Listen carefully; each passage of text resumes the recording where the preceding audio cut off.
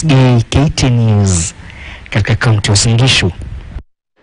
Mtazamaji, hebu tafakari, Mkenya ambaye hajawahi kufanya maandamano akiwa na umati wala kuandamana akitumia mawe, ila silaha yake imekuwa mabango. Amewahi kukamatwa mara kadhaa na hajawahi kuhukumiwa, huku akivumilia kunyanyaswa na kuteswa mikononi pa waliopewa majukumu ya kumlinda.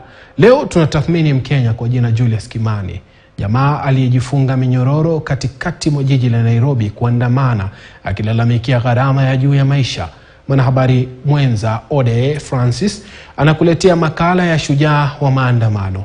Nataka nikuache na makala hayo, lakini kabla ya kuondoka nataka nikwambie hivi: mtenda akitendewa husema ameonewa, lakini jua kwamba malipo ni hapa hapa duniani. Kwa heri kwa sasa, tazama makala hayo. Mimi ni Suleiman Yeri, mwenzangu amekuwa Meresha Witi.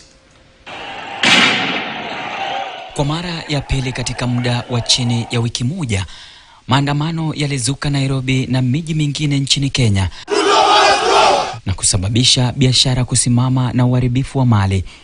Ripoti ya haki za binadamu ya Umoja wa Mataifa ya tarehe 14 Julai mwaka 2023 inasema watu 23 waliuawa na makumi ya wengine wakajeruhiwa katika maandamano hayo katika kipindi cha wiki moja.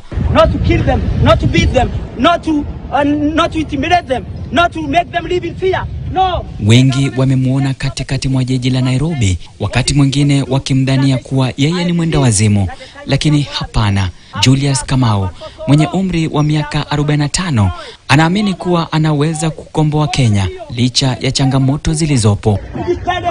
Majority of our people are harang by a corroding sense of fear and sense of nobodiness. Tarehe 12 mwezi wa Julai mwaka 2023, wakati waandamanaji wengine walikuwa wameamua kuonana uso kwa uso na polisi wakati wa maandamano, huku vitoza machozi vikishuhudiwa angani, Julius alikuwa peke yake katikati mwa jiji la Nairobi, amejifunga minyororo kama njia ya kuandamana. Polisi waliovalia sare za kazi na wale wa kawaida walimfumania, kumkamata na kumpeleka mahakamani, lakini kabla ya mahakamani, Julius anadai alipitia mateso. Africa, hiyo ni torture, unanifinya kwa nini? You don't have any right to do that. We are all equal. In the eyes of the Lord, I'm not afraid. I am not afraid. Give me death or give me freedom. I am ready to die for this country. I am ready to die for my people. They inserted a screwdriver to my left ear and pushed. It was very painful. Then they hit me on the head. You see the head is swollen. They hit me in the eye with the blows and all that to my body everywhere. Then they put a chain, the chain that I had tied myself in. They put it around my neck and pushed hard. In fact, I almost suffocated. But the grace of God that I'm still alive. Tulimfuata Julius katika mchakato huo ili kuelewa mapambano yake yanahusu nini. I always love carrying placards because nikionyesha watu placards, alafu sasa nikiongea watu watapata ile the relevance ya the message nataka kupeana. So you never plan for what you normally do during this fracas? No, I think when you are alone there's no much planning to do. Wakati Julius anatarajiwa kufikishwa mahakamani, kukamatwa kwake kulizidi kushamiri na kuibua hisia mseto mtandaoni, huku kila mmoja akitaka achiliwe. Kitu ambacho Julius hakuweza kujua ni kwamba mawakili na wale wa haiba ya juu walikuwa wamefika kutoa huduma zao.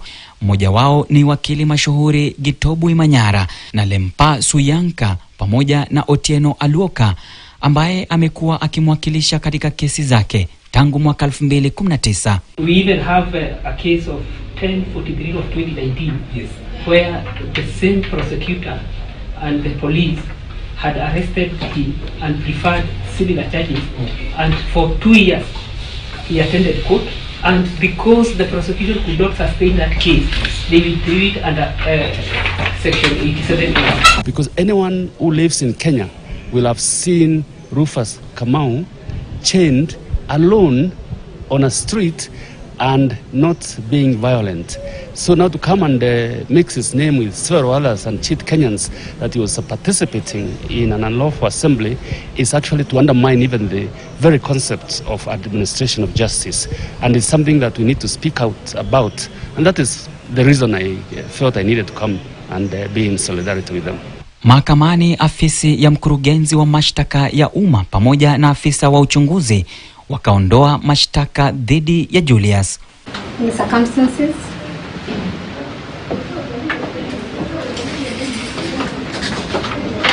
but it was reached the decision to have the matter against the second accused person, one Julius Kamau in line with the directions of my office to withdraw the matter under section 87A of the CPC. We therefore request that the charges against the second accused person be dropped. And then have the second accused person, one Julius Kamau Kimani, charges are withdrawn pursuant to section 87A, so you're a free man.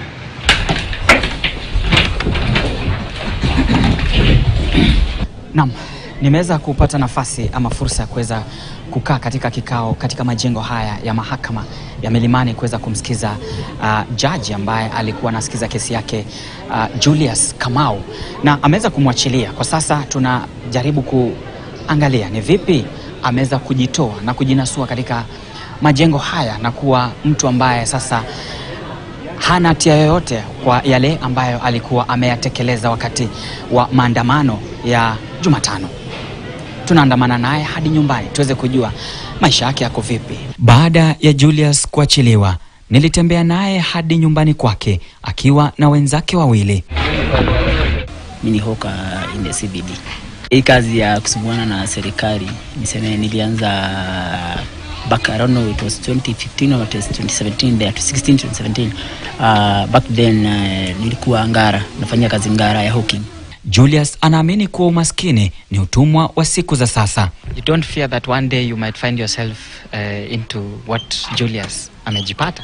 I mean, that's normal in the struggle. When you come within the struggle, you have to expect handcuffs, you have to expect tear gas, your life is in danger sometimes, you get threatened by the police or people in power.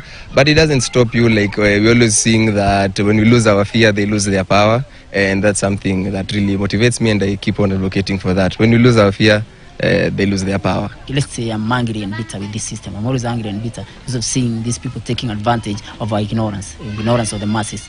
Mbunge wa Mbeere Kaskazini Geoffrey Ruku amependekeza mswada wa sheria unaolenga kudhibiti uendeshaji wa maandamano nchini Kenya, lakini wanasheria wengine wanadhana tofauti.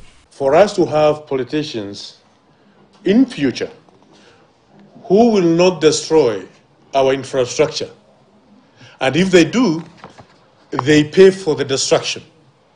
That's why we have to enact this legislation. The man wants to live for a better Kenya. So as this court sets Julius free this afternoon, all I want to say is, could I associate further with my learned friend's submission and ask court to see what other order can protect Julius, a man who was not demonstrating. You all know he had tied himself. Maybe you could call it picketing. He had tied himself. There's no way he was in situ. Ingawa kiongozi wa upinzani Raila Odinga ameitisha maandamano ya kila wiki nchini Kenya kupinga gharama ya juu ya maisha, Julius anadai tabaka la kisiasa nchini sio la kweli katika kile wanachokipania. Mimi sina mlengo. In fact, sijai vote. I've never voted. That's one thing. In fact, from the time of Kibaki, mimi nilikuja kuona siasa ni mchezo inachezangwa. You see, it's a game of power. So mimi nilichukia siasa sana because naona watu wana suffer, but these people are not addressing issues, but they still want us to worship them and all kind of things. So mimi sina mlengo wowote. Julius Kamau is a lone soldier in the fight for a better Kenya. He speaks for all of us. He's not afraid of being beaten or arrested. You can arrest him, you can torture him, but he'll never keep quiet, and I salute his courage. And he has been very consistent in his fight against impunity. Shirika la haki za kibinadamu la Umoja wa Mataifa linataka uchunguzi wa kina huru na wa uwazi kuhusu vifo na majeruhi wa maandamano wa wale waliohusika wachukuliwe hatua kali. Shirika hilo limependekeza hatua madhubuti, vifo na majeruhi zaidi wakati wa maandamano. We must fight for equality, justice and freedom. These are God-given rights and we must get them. Naam, kila asubuhi Julius anapoamka katika chumba hiki, yeye huwa na kifaa hiki ambacho kina maandishi kuashiria kwamba ni mpiganaji mkakamavu wa haki za kijamii. Huenda ni wakati wake sasa kuweza kuhakikisha kwamba amepeana ujumbe kwamba haki za kijamii zinaweza pia kupiganiwa na mtu yoyote licha ya watu wengi kuwa nyuma yake. Ode Francis, KTN News, Nairobi.